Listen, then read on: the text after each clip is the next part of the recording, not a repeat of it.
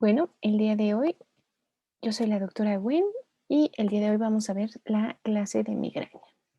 Pues bien, eh, como bien sabemos que va a ser la migraña a comparación de una cefalea tensional, pues bien se ha encontrado que la cefalea tensional se ha asociado a el estrés, ¿no? Y ¿cómo va a ser el dolor? Pues el dolor va a ser de tipo opresivo con intensidad leve a moderada. Pero en cambio, la migraña van a ser ataques agudos que pueden durar de 4 hasta 72 horas. Se imaginan que dura hasta 4 días y va a ser unilateral, pulsátil, de intensidad moderada a grave. Y generalmente el dolor va a ser la mitad craneal, ¿vale? Entonces, vamos a tener que puede presentar tanto dolor, puede presentar sensibilidad a la luz, alterar los sentidos y generalmente a veces con un AINE, con analgésicos, no funcionan como quisiéramos, ¿verdad? También afectan la visión y náuseas, pueden tener náuseas o vómitos. ¿De dónde surge este término de migraña? Pues bien, Galeno fue el de los primeros en describir este tipo de dolor, ¿no? Entonces, viene del término griego hemicraniana y en francés se le conoce, o en el inglés antiguo se le conoce como migraine, pero en español le conocemos como migraña. Si vemos la diferencia, en en una cefalea de brote, puede o estar solamente en algún lugar, ¿no? Por ejemplo, en el ojo o a veces puede estar asociado el estrés al igual que la cefalea tensional, pero generalmente la cefalea tensional va a ser en forma de cinturón alrededor de la cabeza, pero en cambio si vemos la migraña va a ser unilateral y generalmente toda la cabeza va a abarcar, ¿no? Entonces, ¿cuáles son los factores desencadenantes para un cuadro de migraña? Pues primero hay que entender que vamos a tener aquí receptores estrellas que se ha asociado la fisiopatología. Entonces, em, em, principalmente se ha encontrado que actúan los receptores de hidroxitriptamina. ¿Qué quiere decir estos receptores de serotonina? ¿No? También está abreviado como 5-HT y bueno, la hidroxitriptamina va a actuar como un neurotransmisor, pero también como hormona local en el sistema vascular periférico, ¿no? Entonces, debido a que es un derivado, una amina, va a estar derivada de triptofano, ¿no? Que si recordamos cuál va a ser el metabolismo del triptofano, pues se va a tener una hidroxilación y se va a convertir a 5-hidroxitriptofano y después va a tener otra descarboxilación y se va a formar al 5-hidroxitriptamina o también llamada serotonina. Ajá. Entonces, este va a ser el meollo del asunto. Entonces, ¿cuál va a ser el principal neurotransmisor que desencadena la fisiopatología de la migraña? Pues va a ser la hidroxitriptamina, ¿no? Entonces, por eso se ha encontrado que los alimentos con tiramina, como pueden ser los quesos, el huevo, el tocino, también el vino, el café, el tabaco, también en las mujeres el ciclo menstrual o también algún tipo de trastorno de ansiedad pueden desencadenar estas crisis migrañosas.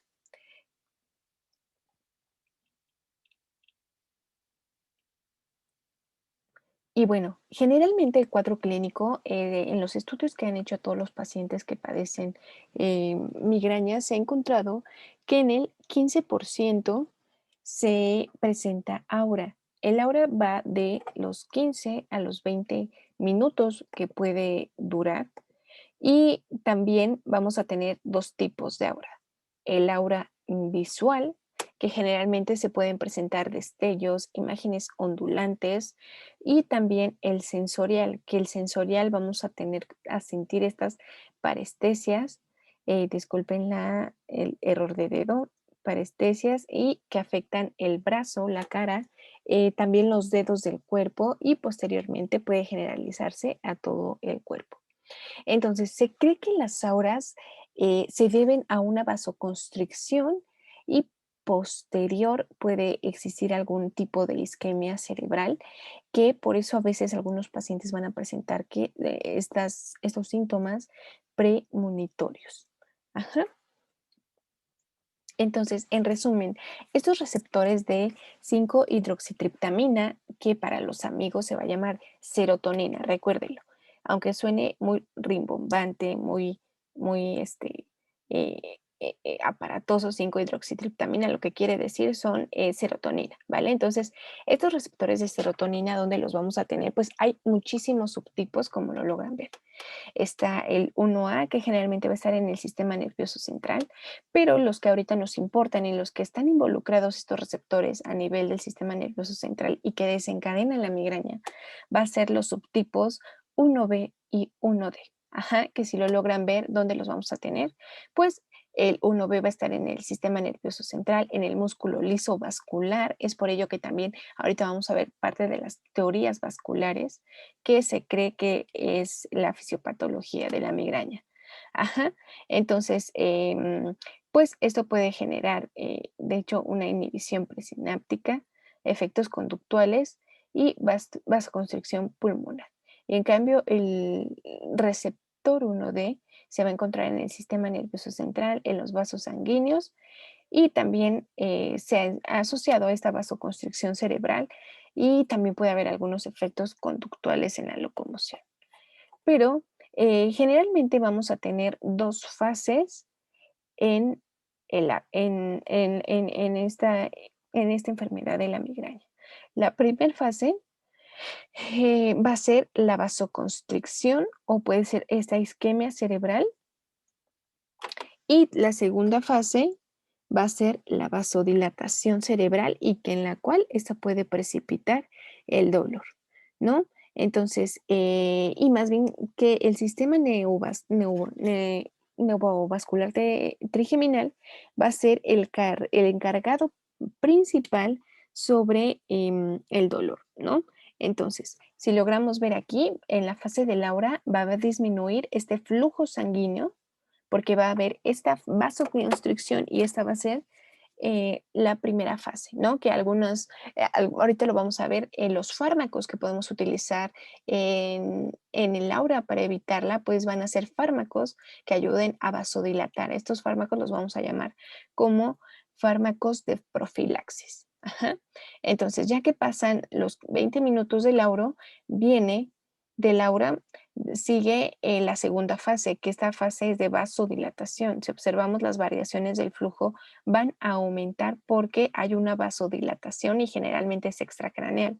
Esto es lo que nos va a generar el dolor, ¿no? Entonces, las neuronas del complejo trigeminal pues van a liberar estos péptidos vasoactivos que vimos en la clase pasada de la liberación de la inflamación, como la sustancia P, el péptido relacionado con el gen de calcitonina y también estos mismos van a producir esta vasodilatación, inflamación y va a estimular estas fibras nociceptivas em, que van a tener el dolor, ¿no?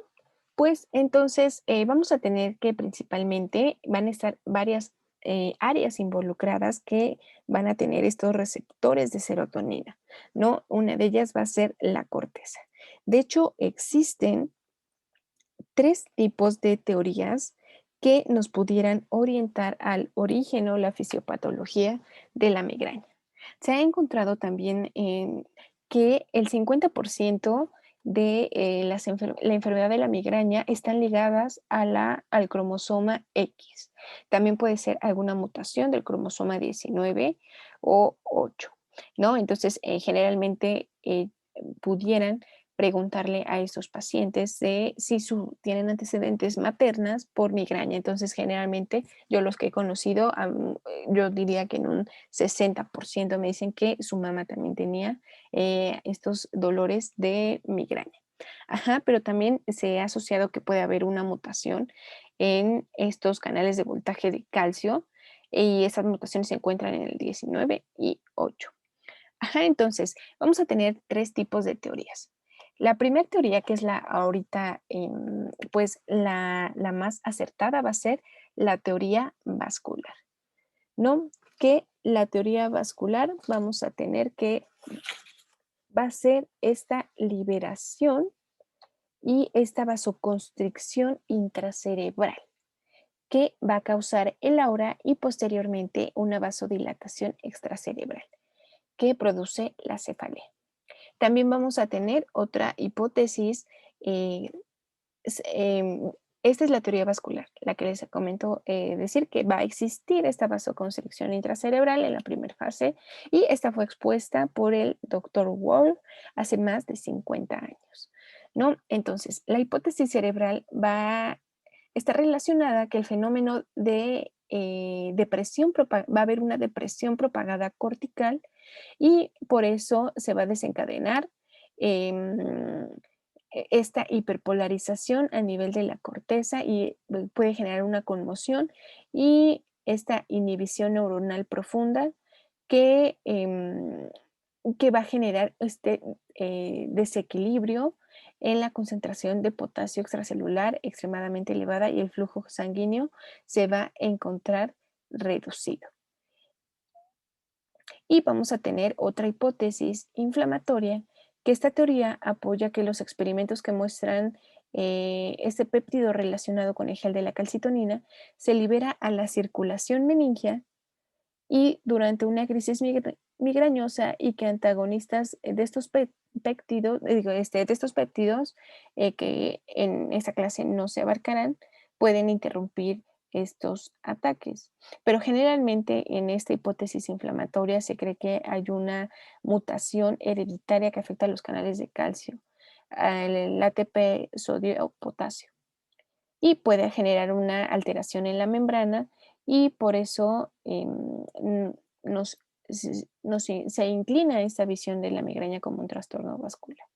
Pero a grandes rasgos y la más acertada va a ser esta teoría vascular, en la cual se va a ver una vasoconstricción intracerebral y posteriormente va a ser esa vasodilatación meningia, ¿no? Entonces aquí vamos a ver que va a haber una despolarización y propagación cortical que nos puede generar estos síntomas tanto cognitivos. Ajá. Y en el tálamo puede existir esta alteración en la sensibilidad sensorial y también podemos presentar alodinia. Ujú. Y en la fase del hipotálamo vamos a tener cuando los pacientes como que ahí tienen esta premonición y es debido a estos péptidos hipotalámicos también involucrados en la inflamación. Y los nervios cervicales también están muy involucrados porque también van a tener esta hiperactividad y sensibilidad al dolor.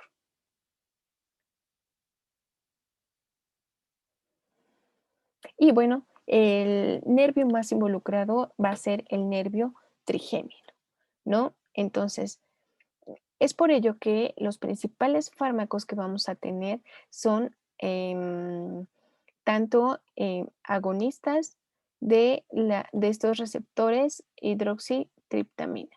Ajá, porque va a haber una alteración en el endotelio vascular, va a haber esta inflamación, esta liberación de mediadores de la inflamación como prostaglandinas, cininas, etcétera, y va a haber esta dilatación de los vasos extracerebrales, sensibilización de las terminaciones nerviosas sensitivas, y esto puede generar la liberación de neuropéptidos y neuroinflamación. Los mecanismos centrales, pues obviamente va a haber un aumento de la sensibilidad del dolor nerviosa y va a haber una depresión propagada, ¿no? Entonces, lo que queremos evitar son este tipo de dolor. Entonces, por ello, vamos a utilizar agonistas de hidroxitriptamina, ¿no? Generalmente van a ser de los subtipos B y D. ¿Cuál va a ser el tratamiento farmacológico ideal para estos pacientes? Pues en las guías de buena práctica generalmente vamos a iniciar cuando el dolor es de leve a moderado con Ibuprofeno con AINE se puede iniciar, que puede ser de 400 a 1200 miligramos cada 6 horas, sin exceder los 10 días. O también se puede prescribir el ácido acetil salicílico de 650 a 1300 miligramos cada 4 horas en 2 tomas al día en las crisis agudas de cefalea. Si se dan cuenta, la dosis de los AINES va a ser mucho mayor porque se cree que, pues, para erradicar el dolor, ¿no? Porque es un dolor ya sumamente intenso. Y bueno, el sumatriptán va a ser de los primeros fármacos que esto ya se va a utilizar en la fase 2 del cuadro clínico, que recordamos que dijimos que va a ser un fármaco sintomático, ¿no? El sumatriptán va a ser un agonista selectivo de estos receptores serotoninérgicos de los subtipos 1B y 1D, que va a ayudar, pues, que participan en esa vasoconstricción de vasos sanguíneos cerebrales. Si recordamos en esta segunda fase, ¿qué es lo que iba a ocurrir? Pues una vasodilatación tanto de las meninges, de los vasos cerebrales. Entonces, en la segunda fase necesitamos un vasoconstrictor, ¿no? Entonces, por eso se necesitamos estos agonistas selectivos de receptores de serotoninérgicos, que es lo que van a hacer, vasoconstreñir. De hecho, tiene en su farmacocinética, se absorbe de manera rápida, tiene una biodisponibilidad del 14%, su unión a proteínas es baja, tiene un volumen de distribución, pues, de 170 litros y su metabolismo va a ser hepático por la MAOA. Su excreción va a ser en orina y también en heces. El sumatriptán está indicado en pacientes con cefalea en racimos y pacientes que tienen migraña, pero recuerden más específico en la fase 2, que es cuando es sintomático. Ajá. Las reacciones adversas, pues al ser un vasoconstrictor, va a haber hipertensión arterial, ruborización, parestesias, disnea, disgeusia, también náuseas y vómitos como estimulan estas zonas del área postrema y son receptores serotoninérgicos, puede generar estas náuseas y vómitos, diarrea y también colitis isquémica, porque dependiendo la dosis puede ser una vasoconstricción más fuerte. Por eso es importante decirle a los pacientes que no se tome más de 7 veces al mes el sumatriptán. Ajá, porque puede vasoconstreñir. Entonces, las contraindicaciones, obviamente, jamás se los vamos a dar a pacientes que tengan una angina o un infarto agudo al miocardio o alguna cardiopatía isquémica. Y sobre todo, si es un paciente con hipertensión arterial, pues no darla si no está controlada, ¿no? Tiene que estar controlado abajo de 140/90. La categoría en el embarazo va a ser categoría C. Generalmente el sumatriptán tiene interacciones, como hay riesgo de vasoespasmo grave, es por ello importante que si se administra con ergotamina, deberá esperarse al menos 24 horas antes de administrar sumatriptán, porque los ergotamínicos no deberían de darse antes de las 6 horas tras la toma de sumatriptán. Ajá, es lo mismo em, que en el caso de otros triptanes también deberían distanciarse 24 horas las tomas entre ambos fármacos. O sea, si va a tomar ergotamina y sumatriptán, esperarnos por lo menos 24 horas. Al igual puede haber una interacción con estos fármacos IMAO que, si bien lo vimos en la parte de depresión, porque podemos llevar a un paciente a un síndrome serotoninérgico, ¿no? Entonces tenemos que tener cuidado con esto. Entonces, ¿cuál va a ser el mecanismo de acción? Pues entonces vamos a tener que esta es liberación de neuropéptidos, que vamos a tener a la sustancia P, la neuroquinina A, que son aminoácidos, aminas que van a activar la inflamación y el dolor. Entonces, esta inhibición del receptor tanto B y D, del subtipo B y D, van a hacer que estas serotoninas vasodilaten, ¿no? Si recuerdan también en la inflamación vamos a tener la hidroxitriptamina para vasodilatar, pero por ello solamente se va a tomar en la fase 2, en la sintomática, cuando ya tenemos esta vasodilatación vascular. Ajá, porque cuando es en la primera fase o de profilaxis, pues realmente no sirve, ¿vale? Y bueno, en las guías de buena práctica clínica va a estar también indicado de profilaxis, a esto sí va a ser de profilaxis, el propanolol y también la amitriptilina, ¿no? Que como está en su temario, em, vamos a tener que la amitriptilina va a bloquear la recaptación de noradrenalina y serotonina. ¿Qué dijimos que había en la primera fase? Pues en la primera fase hay una vasoconstricción intracerebral, entonces lo que necesitamos es vasodilatar para prevenir la crisis posterior, ¿vale? Entonces, la mitriptalina va a bloquear la noradrenalina y la serotonina por la membrana neuronal. Entonces, además es un antagonista de receptores de histamina 1, acetilcolina y adrenérgicos alfa 1 y alfa 2. Tiene una muy buena absorción, su metabolismo va a ser hepático, se une excelente a las proteínas plasmáticas y su eliminación va a ser por la orina. Las indicaciones para amitriptilina, como va a estar en cefalea, depresión, en neurosis nocturna, y que esto es cuando generalmente los niños se orinan en la noche, migraña y neuralgia. Las reacciones adversas van a ser sedación, somnolencia, convulsiones, mareo, cefalea, parestesias, temblor, insomnio y pesadillas. Las contraindicaciones generalmente va a ser a pacientes que tengan algún tipo de alergia hacia la amitriptilina. La categoría en el embarazo va a ser categoría C y puede tener interacción con haloperidol, porque va a haber una sobreestimulación en el sistema nervioso central y esto poder generar temblores y arritmias. Y el propanolol va a ser un antagonista competitivo de receptores adrenérgicos beta 1 y beta 2, que dijimos que hacían los receptores adrenérgicos, pues vasoconstriñían. Entonces el propanolol va a vasodilatar. Por eso se toma en la fase de profilaxis. Va a tener su farmacocinética, se puede tomar tanto oral como intravenoso, tiene un 30% de biodisponibilidad, su unión a proteínas es bueno, del 90%, su metabolismo hepático y su eliminación va a ser renal. Va a estar indicado en pacientes que tengan hipertensión arterial, angina, cardiomiopatía, arritmia o migraña. Sus reacciones adversas pueden generar una bradicardia sinusal, una hipotensión, un bloqueo AB, fatiga, mareo, náusea y vómito. Las contraindicaciones pues van a ser alergia o asma. Ajá. Entonces solamente hay que tener cuidado con el propanolol con la hipotensión. Ajá. Entonces la categoría en el embarazo va a ser categoría C y con sus interacciones, pues hay que tener cuidado si el paciente es diabético porque tiende a generar o prolongar la respuesta a la insulina. Entonces, en pacientes con diabetes tenemos que disminuir la dosis de insulina y también con medicamentos de calcio antagonistas exacerba el ionotropismo negativo. Incrementa también la concentración de propanolol con lidocaína en 30%, ¿vale? Entonces, las dosis generalmente, recuerden que vamos a empezar con lo más bajo. Entonces, primero vamos a empezar para el dolor de tipo migraña con un NAINE.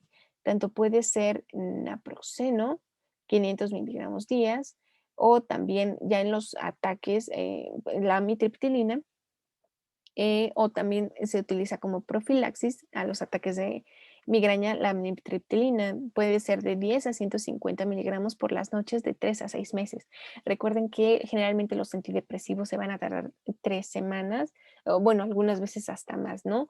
Entonces los pacientes van a tardar en ver el efecto, pero generalmente al disminuir esta, esta contracción, pues va a disminuir mucho más el dolor, ¿no?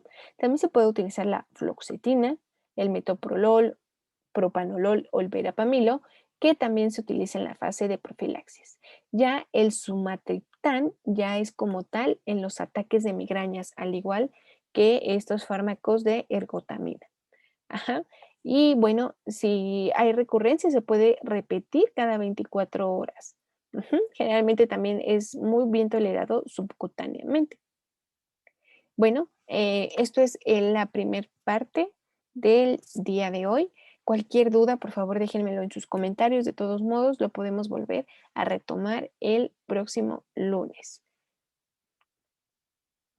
Muchos saludos y no duden en escribirme sus dudas, ¿vale?